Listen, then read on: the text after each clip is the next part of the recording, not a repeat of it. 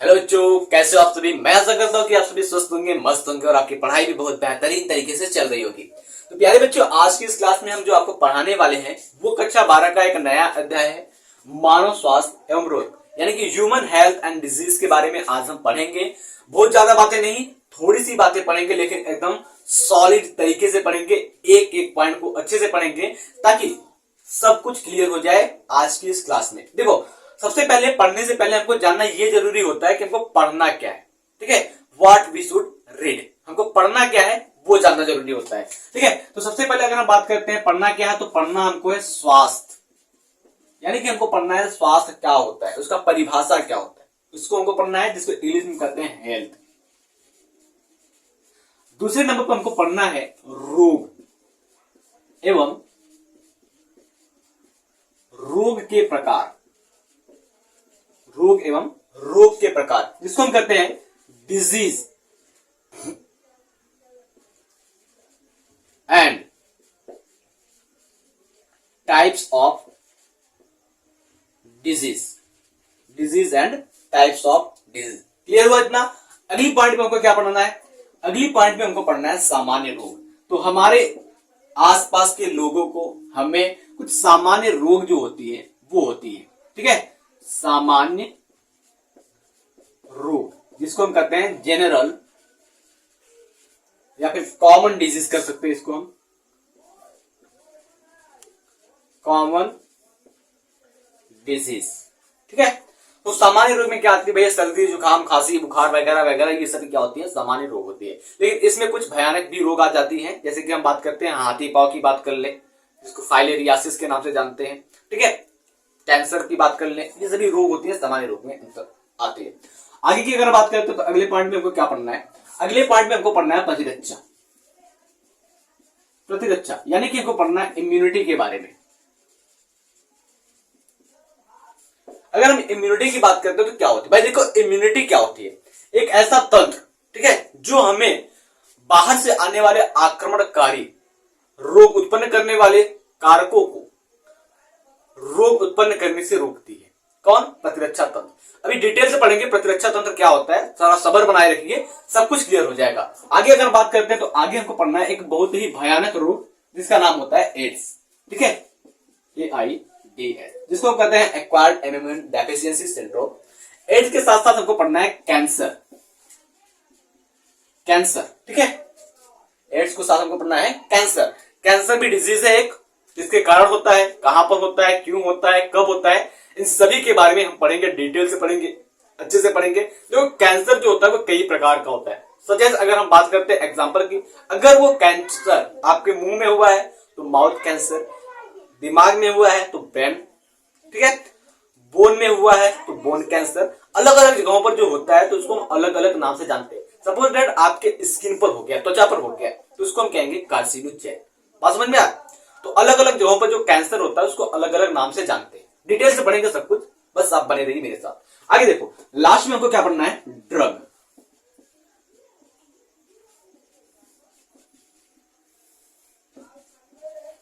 Drugs, ठीक है, जिसको हम दवाइयां भी करते हैं, कुछ नशा भी करते हैं। ठीक है, इसको पढ़ना है, इतने पॉइंट्स को पढ़ना है अपने को। 1 2 3 4 5 6 पॉइंट्स को, पूरे 6 पॉइंट को पढ़ना है इस चैप्टर में। तो सबसे पहले हम शुरू करते हैं, स्वास्थ्य क्या होता है, फिर रोग क्या होता है, इसको हम जान लेंगे आज के क्लास में पूरा। स्वास्थ्य क्या होता है, रोग क्या होता है, रोग के प्रकार। ठीक है, चलो आगे हम बात करते हैं। इतना आप नोट कर सकते हैं। अगर हम बच्चा सबसे पहले बात करते हैं स्वास्थ्य होता क्या है, तो आप सिंपली कह देंगे सर जी अगर हम बीमार नहीं हैं तो हम स्वस्थ हैं, हमें किसी भी प्रकार की बीमारी नहीं है तो हम स्वस्थ हैं। तो बेटा ऐसा नहीं है कि आप बीमार नहीं हो तो स्वस्थ हो। ठीक है, इसका भी एक कंडीशन है कि कोई भी इंसान कब स्वस्थ हो सकता है। देखो, आपने एक नाम सुना होगा WHO। क्या? WHO, जिसको हम कहते हैं World Health Organization. World Health Organization का नाम तो सुना होगा। ये स्थित कहां पर है, इसका हेड ऑफिस कहां पर है, हेडक्वार्टर कहां पर है, तो इसका जो हेडक्वार्टर है वो है जिनेवा में। अब ये जिनेवा कहां पड़ता है भैया, अमेरिका, अमेरिका की एक छोटी सी सिटी है जिनेवा, जहां पर ये होता है। इसे इंग्लिश में अगर कहें तो हम कहते हैं जेनेवा।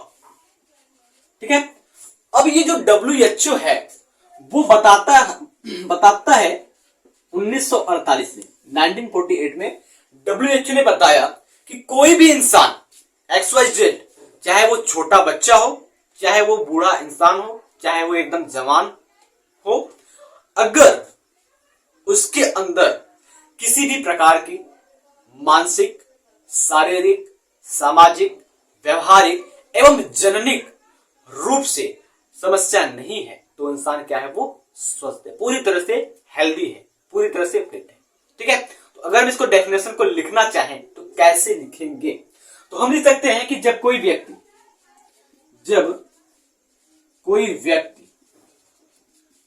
शारीरिक, मानसिक, व्यवहारिक एवं जननिक रूप से पूरी तरह स्वस्थ हो, उसे स्वास्थ्य कहते हैं। और समझ में बेटा, उसको हम क्या करते हैं, स्वास्थ्य कहते हैं। अगर हम दूसरे पॉइंट में कहना चाहें तो दूसरे पॉइंट में हम कह सकते हैं केवल बीमारी की अनुपस्थिति स्वास्थ्य नहीं कहलाती। समझ में आया? तो हम लिख सकते हैं केवल बीमारी की अनुपस्थिति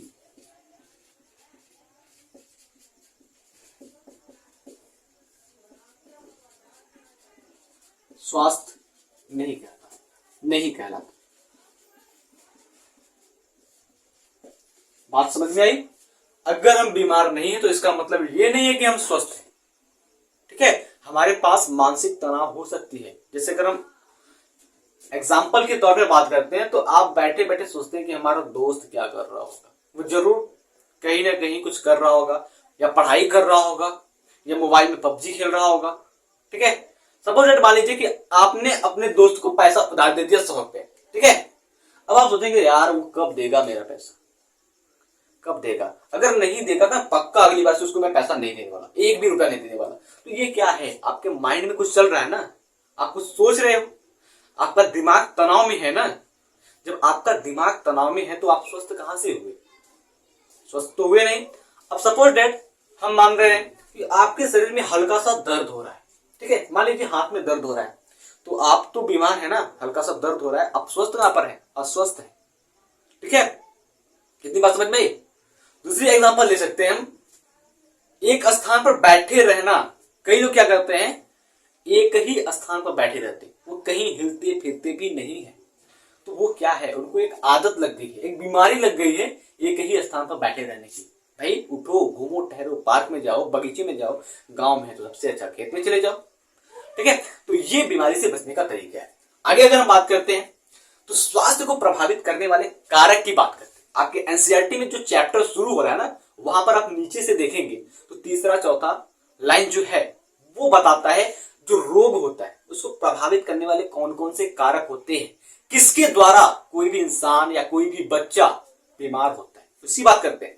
तो अगर हम बात करते हैं, पॉइंट पे बात करते हैं, स्वास्थ्य को प्रभावित करने वाला कारक, स्वास्थ्य को प्रभावित करने वाला कारक ना, the factor that influence the health. ठीक है, एक ऐसा कारक जो हमारे स्वास्थ्य को, हमारे हेल्थ को चेंज कर देता है। अब अगर हम बात करते हैं स्वास्थ्य को प्रभावित करने वाला कारक कौन है, नंबर 1 पर आता है भाई आनुवांशिक विकार। आनुवंशिक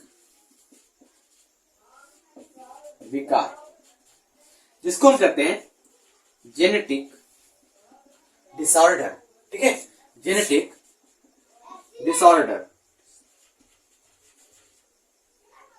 जेनेटिक डिसऑर्डर। बात समझ में आई? अगला अगर हम बात करते हैं दूसरे नंबर पर कौन आता है, तो दूसरे नंबर पर आता है आपका भाई संक्रमण। संक्रमण यानी कि हम बात करते हैं इन्फेक्शन, क्या होता है, कैसे होता है, सब कुछ बताऊंगा, बस आप बैठे रहिए। अगला क्या है? अगला है हमारी जीवन शैली। क्या है? हमारी जीवन शैली। हमारी जीवन शैली ना, आवर लाइफ स्टाइल। क्या कहते हैं इसको हम? Our life style. अब हमारी जीवन शैली में क्या होगा? देखो, हम क्या खाते हैं इसके ऊपर भी हमारा जो हेल्थ होता है, स्वास्थ्य होता है, वो निर्भर करता है। हम क्या पीते हैं, किस तरीके से खाते पीते, ये भी निर्भर करता है हमारे हेल्थ पर। डेली की एक्सरसाइज क्या है, डेली का रूटीन क्या है, आप कब उठते हो, कब काम करते हो, कब सोते हो, ठीक है, कब क्या करते हो, ये सभी हमारे स्वास्थ्य को प्रभावित करने वाले कारक हैं। देखो, अगर हम बात करते हैं, कुछ लोगों को आप अपने अगल बगल में देखोगे तो वो टाइम के एकदम पंचुएट होते हैं। उनका एकदम से अगर देखेंगे तो वो क्या करते हैं, भाई हमको अगर 5 बजे सुबह उठना है तो 5 बजे सुबह उठना है, कुछ भी। अगर उनको सुबह 5 बजे या 6 बजे नहाना है तो वो 6 बजे नहाएंगे, चाहे कितनी भी ठंडी पड़ जाए, चाहे कितनी भी गर्मी पड़ जाए। अगर वो 6 बजे नहाते हैं तो 6 बजे नहाएंगे। 7 बजे ब्रेकफास्ट चाहिए तो उनको 7 बजे ब्रेकफास्ट चाहिए। वो टाइम के एकदम पंचुएट होते हैं, ठीक है। उनकी ये लाइफ स्टाइल है। और अगर वो चेंज नहीं करते अपने खान पान में, अपने लाइफ स्टाइल में, अगर मान लीजिए कि वो सुबह उठ करके फ्रेश होकर के योगा करते हैं या एक्सरसाइज करते हैं, तो वो डेली करेंगे, चाहे कितनी भी ठंड पड़ ले, चाहे कितनी भी गर्मी हो ले, चाहे कितनी भी बरसात पड़ ले, वो एक्सरसाइज करेंगे। नहीं बाहर तो घर के अंदर करेंगे, लेकिन वो करेंगे ही करेंगे। तो ये जो लाइफ स्टाइल होता है ना, हमें स्वस्थ रखने में सबसे ज्यादा हेल्प करता है, हमें हेल्दी रखने में सबसे ज्यादा हेल्प करता है हमारा लाइफ स्टाइल, हमारे खाने पीने का तरीका। अभी देखो, अगर आप हाइजीन, शुद्धता को अगर नहीं ध्यान में रखते तो आप पक्का है बीमार पड़ जाओगे, ठीक है। वही बाजार का चाट खा करके, बाजार की पानी पूरी खा करके, जहां पर मक्खियां ढेर सारी उड़ती रहती हैं, छोड़ दो। घर का बना हुआ खाओ, शुद्ध खाओ, पौष्टिक खाओ, आप बीमार नहीं पड़ोगे। डेली नहाना चाहिए, पहली बात। एक छोटा बच्चा होता है, वो भी डेली नहाना चाहिए। आप तो बड़े हो गए हो, हम भी बड़े हो गए हैं, और जो बड़े लोग हैं उनको डेली नहाना चाहिए। शरीर को एकदम साफ सुथरा रखना चाहिए ताकि किसी भी प्रकार का कोई संक्रमण न फैले, ठीक है। अब ठंडी आ रही है, कुछ लोग क्या करेंगे भाई, 31 दिसंबर तक नहाएंगे, ठंड बढ़ जाएगी तो वो क्या करेंगे, सीधे खिचड़ी के दिन यानी कि 14 जनवरी को नहाएंगे, फिर इसके बाद होली के दिन नहाएंगे। ऐसा होता है ना, महीने बीत जाते हैं। चलो महीना तो बहुत बड़ा हो गया, एक हफ्ता बीत जाता है नहाए ठंड में। कई लोग ऐसे हैं आपके आसपास में, आपके दोस्त भी ऐसे होंगे जिनको हफ्ता बीत जाता है नहाए। तो भाई गलत बात है। डेली नहाओ, साफ सुथरा रहो, अच्छे रहो, नीट एंड क्लीन रहो और स्वस्थ रहोगे। आगे की अगर हम बात करते हैं तो आगे की पॉइंट में हमको क्या पढ़ना है, रोग पढ़ना है, यानी कि हमको पढ़ना है डिजीज क्या होता है, बीमारी क्या होता है, ठीक है। तो अगर हम डिजीज की बात करते हैं तो डिजीज जानने से पहले हमको यह जानना जरूरी होगा कि जो रोग उत्पन्न करता है वो है क्या, ठीक है। चलो इसको अभी देखेंगे। अब हम सबसे पहले बात करते हैं, इसको रफ करते हैं, स्क्रीनशॉट लेना तो ले सकते हैं।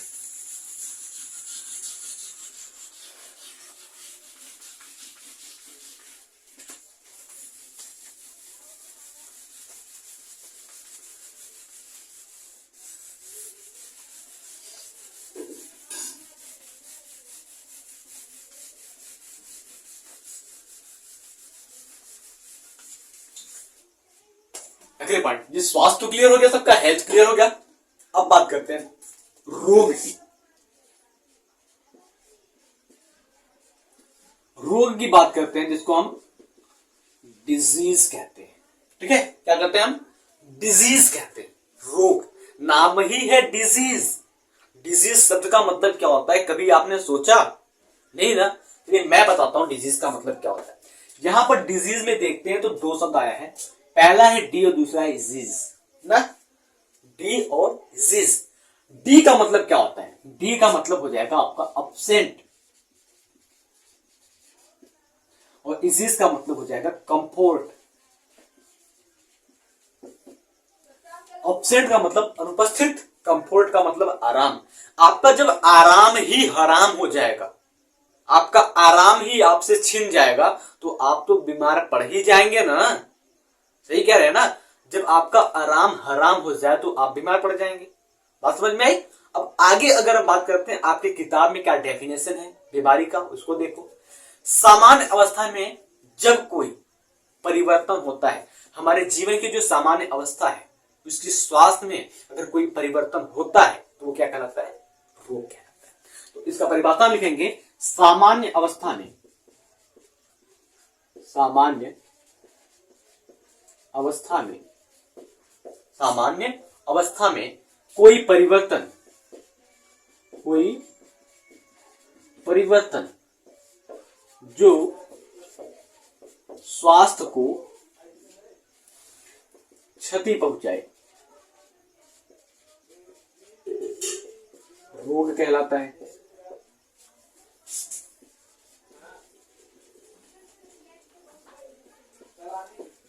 रोग कहलाता है। बात समझ में आया? सामान्य अवस्था में जब कोई हमारे स्वास्थ्य को क्षति पहुंचाए क्या कहलाता है? रोग कहलाता है। बात समझ में आया? अब अगर हम बात करते हैं रोग के प्रकार की, रोग कितने प्रकार के होते हैं, what is the type of रोग ना, टाइप्स ऑफ डिजीज की बात करते हैं। तो अगर हम रोग के प्रकार की बात करते हैं ना, प्रकार की बात करते हैं जिसको हम टाइप से करते हैं, तो देखो रोग जो होते हैं वो मुख्य रूप से दो प्रकार के होते हैं। रोग कितने प्रकार के होते हैं? मुख्य रूप से दो प्रकार के होते हैं। पहला जो होता है वो होता है जन्मजात, जन्मजात, और दूसरा जो होता है उसको हम कहते हैं उपार्जित, जन्मजात और उपार्जित। बात समझ में आई ना? देखो जन्मजात को इंग्लिश में हम कहते हैं कॉन्जेनिटल, कॉन्जेनिटल डिजीज। उपार्जित रोग को हम कहते हैं एक्वायर्ड डिजीज,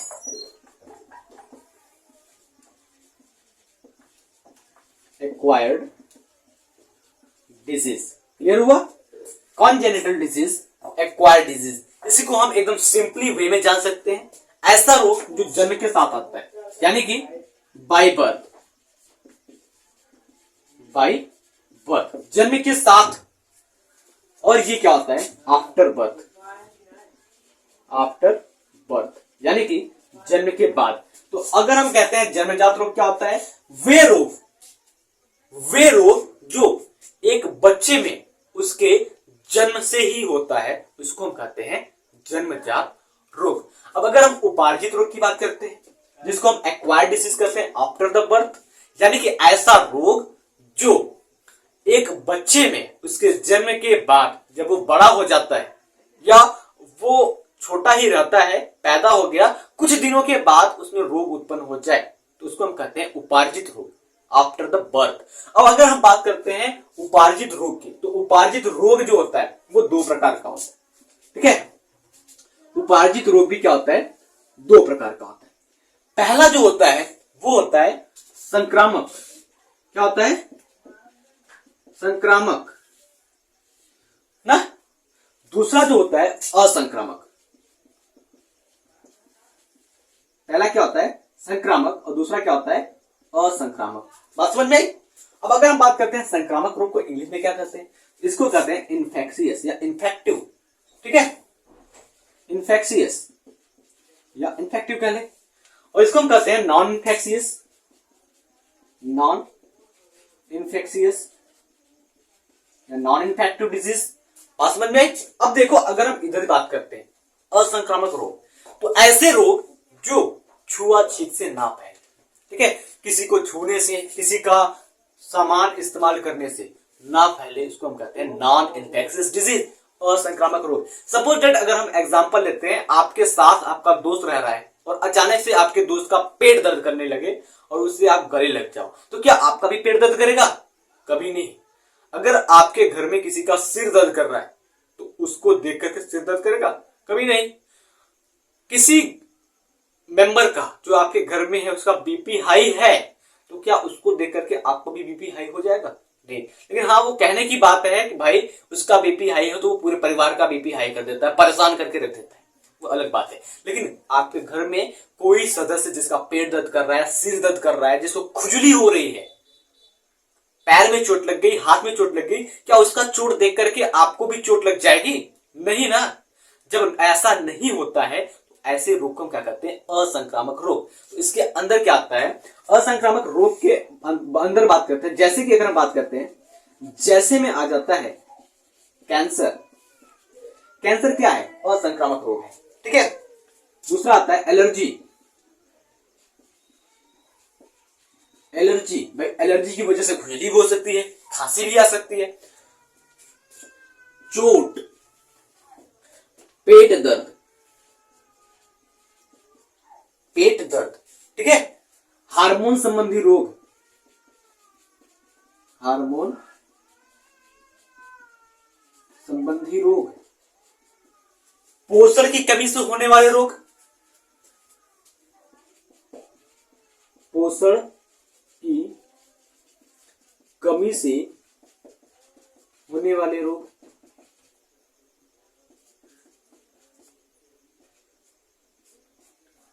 ये क्या है, असंक्रामक रोग है। मान लीजिए आप 2 भाई हो, 3 भाई हो, 4 भाई हो, उसमें से एक भाई को विटामिन सी की कमी हो गई, ठीक है, वो विटामिन सी का उसके अंदर कमी हो गई, तो क्या उसको देख करके बाकी के 4 भाई, 3 भाई या एक भाई को विटामिन सी की कमी हो जाएगी? नहीं ना, क्यों नहीं होगा भाई? जो विटामिन सी जहां से मिलता था, जिस स्रोत से मिलता था, उस स्रोत का सेवन कम करता था, इसलिए तो उसको बीमारी हुई विटामिन सी की कमी की। हम तो पूरा खाते थे, जितना भी मिलता था, आम घास जितना भी मिलता था सब कुछ खाते थे भाई, हमको थोड़ी ना होगा विटामिन सी की कमी। जो नहीं खाता था उसको विटामिन सी की कमी होगी, ठीक है। ये संक्रमण, ठीक है, बात ये असंक्रामक रोग है। अब अगर हम संक्रामक रोग की बात करते हैं, संक्रामक रोग क्या, देखो, संक्रामक रोग ऐसा जो छुआछूत से, ठीक है, बीमारी का फैलाव होता है, या फिर किसी बीमार व्यक्ति के कपड़े इस्तेमाल करने से, बर्तन इस्तेमाल करने से जो रोग उत्पन्न हो जाता है, उसको हम कहते हैं संक्रामक रोग। बात समझ में आई? अब संक्रामक रोग में अगर हम बात करते हैं, जैसे सर्दी जुकाम, सामान्य सर्दी जुकाम, ठीक है, स्मॉल पॉक्स जिसको छोटी माता कहते हैं, मीसल्स, चेचक, दाद, ये सभी क्या होते हैं, संक्रामक रोग होते हैं, ठीक है। अब अगर हम बात करते हैं, आपका दोस्त है, उसको सर्दी खांसी है, वो बार बार छींक कर रहा है, छींक रहा है, और रुमाल को बार बार लगा रहा है, ठीक है, रुमाल को लगा रहा है। अब रुमाल को लगा रहा है, अब उसी रुमाल को लेकर के आप भी अपना मुंह रगड़ रहे हो अच्छे से, तो आपको भी सर्दी हो जाएगी ना। एक प्रचार आता है टीवी में, 2 लड़के होते हैं, वो वॉलीबॉल से खेलते हैं, फुटबॉल से या फिर वॉलीबॉल से खेलते हैं, ठीक है, और एक की मम्मी क्या करती है, उसको डिटॉल से नहलाती है, और दूसरे की मम्मी पता नहीं किस साबुन से नहलाती है। अब जो मम्मी डिटॉल से नहलाती है, वो कहती है मां माने सिर्फ डिटॉल का धुला। तो वास्तव में जो डिटॉल होता है वो कारगर है, मैं किसी का प्रचार नहीं कर रहा हूं, एग्जाम्पल बता रहा हूं। तो वो कहती है कि भैया हमेशा साफ सफाई रखो, बीमार नहीं पड़ोगे। समझ में आया? तो अगर हम संक्रामक रोग की बात करते हैं, तो यहां पर 2 प्रकार के हो जाते हैं। एक हो जाता है प्रत्यक्ष,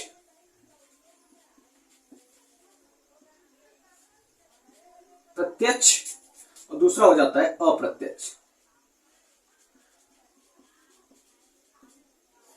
क्या हो जाता है? अप्रत्यक्ष। तो अगर हम प्रत्यक्ष की बात करते हैं, तो प्रत्यक्ष में क्या होता है भाई, छूने से, ठीक है, छूने से तेरे लगे 440 वोल्ट के करंट, तो भैया करंट नहीं लगने वाला, यहां पर आप बीमार हो जाओगे, ठीक है। प्रत्यक्ष में बात करते हैं तो छूने से, ठीक है। अप्रत्यक्ष की बात करते हैं वायु द्वारा, जैसे कि अगर बात करते हैं जो कोरोना डिजीज था, उसके वायरस हवा में तो उड़ रहे थे, इसीलिए तो लॉकडाउन लगा था कि बाहर ना निकलो आप, ठीक है। जल के द्वारा,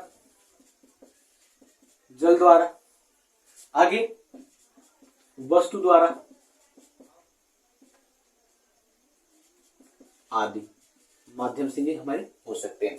तो मैं आशा करता हूं कि ये जो स्वास्थ्य है, रोग, रोग का प्रकार, ये सब कुछ आपको एकदम अच्छे से एक एक पॉइंट समझ में आ गया होगा।